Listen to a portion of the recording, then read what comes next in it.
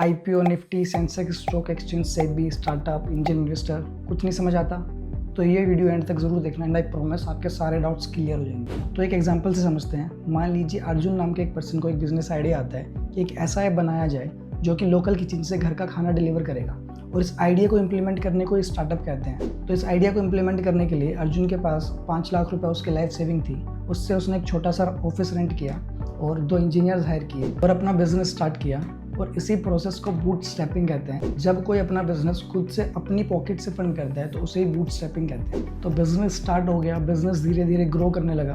उसके बाद अर्जुन को लगा कि मुझे एक ही सिटी नहीं, कम से कम 3-4 सिटीज़ कवर करनी है, पर उसके लिए चाहिए पैसे। तो या तो मुझे लोन लेना पड़ेगा। तभी एक वेल्दी बिजनेसमैन को अर्जुन के स्टार्टअप के बारे में पता चला और उन्हें अर्जुन का आइडिया इंस्पायरिंग लगा।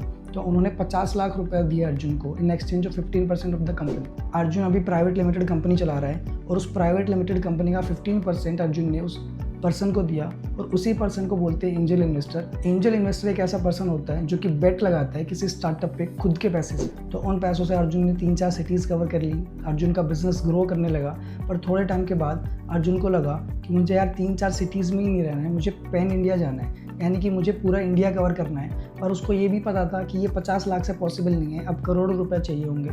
तो अर्जुन ने अपना आइडिया एक फर्म को पिच किया। तो उस फर्म ने 10 करोड़ रुपए डाले इन 20% ऑफ द कंपनी, और इसी फर्म को बोलते हैं वेंचर कैपिटलिस्ट फर्म। ये फर्म प्रोफेशनल इन्वेस्टमेंट फर्म होती है जो ग्रोइंग स्टार्टअप को हेल्प करती है ग्रो करने में। और वो सिर्फ पैसे ही नहीं डालते, वो अपने साथ लेके आते हैं मेंटरशिप, कनेक्शंस और एक्सपर्टीज़, जिससे कि स्टार्टअप बहुत जल्दी ग्रो कर पाता है। तो अब बिजनेस और तेज़ी से ग्रो करने लगता है, और 5-6 साल के बाद अर्जुन को लगता है कि यार अब इंडिया में नहीं रहना है, ग्लोबल जाना है।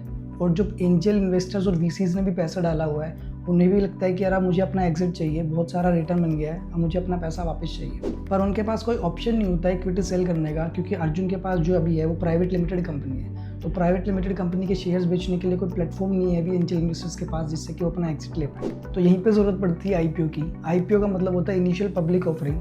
सिंपल भाषा में एक प्राइवेट लिमिटेड कंपनी पहली बार अपने शेयर्स एक जनरल पब्लिक को ऑफर कर रही है। तो आईपीओ में ही कंपनी इशू करती है शेयर्स पब्लिक को, और उसके बाद शेयर्स लिस्ट होते हैं। तो अब लिस्ट कहाँ होते हैं? तो यहीं पे आता है स्टॉक एक्सचेंज।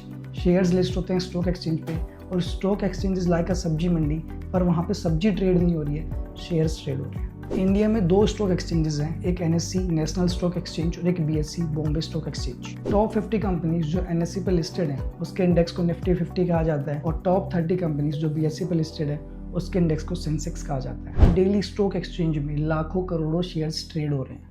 तो इस सब को रेगुलेट करने के लिए एक बॉडी है, उस बॉडी को हम बोलते हैं SEBI, securities and exchange board of India.